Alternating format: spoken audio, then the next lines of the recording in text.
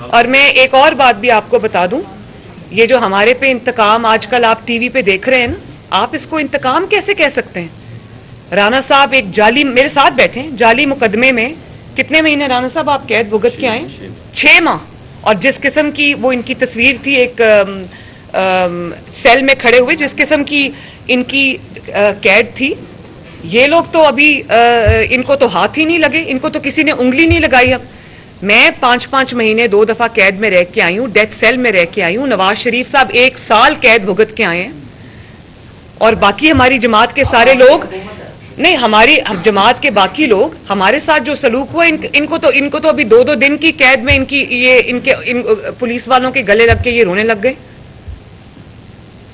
تو ابھی تو انصاف ہونا شروع ہی نہیں ہوا, انصاف تو ابھی ہوگا انشاءاللہ. دوہرا معیار دیکھا ہے کہ ایک معیار جو ہے وہ نواز شریف صاحب اور مسلم لیگ نون کے لیے, اور ایک معیار جو تھا وہ لاڈلوں کے لیے تھا.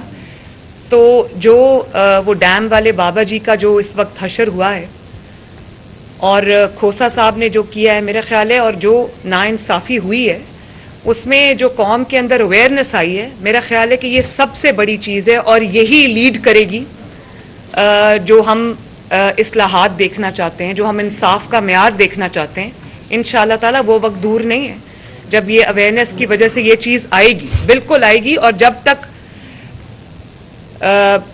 جو انصاف کا معیار ایک نہیں ہوگا, تب تک یہ ملک آگے نہیں بڑھے گا. دیکھیں, سب سے پہلے تو میں آپ کے سوال سے اتفاق نہیں کرتی.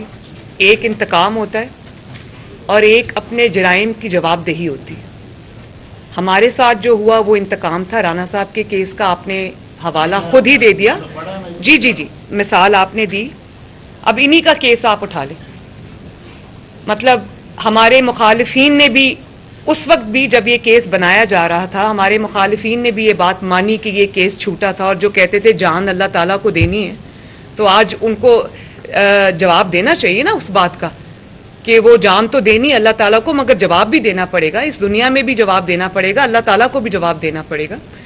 تو پہلے تو یہ جو آپ نے بات کی ہے نا, یہ بات بہت امپورٹنٹ یہ ہے سمجھنا کہ ہمارے ساتھ جو ہوا وہ انتقام تھا. اب آپ مجھے یہ بتائیں کہ ایک شخص کھڑا ہو کے ای سی پی کے چیئرمین کو یا حکومتی عہدیداروں کو, ان کے خاندانوں کو دھمکیاں دیتا ہے کہ ہم تمہیں چھوڑیں گے نہیں, تمہارے بیوی بچوں کو چھوڑیں گے نہیں, تو کیا وہ صرف اس لیے بچ کے نکل جائے کیونکہ وہ ایک سیاستدان ہے؟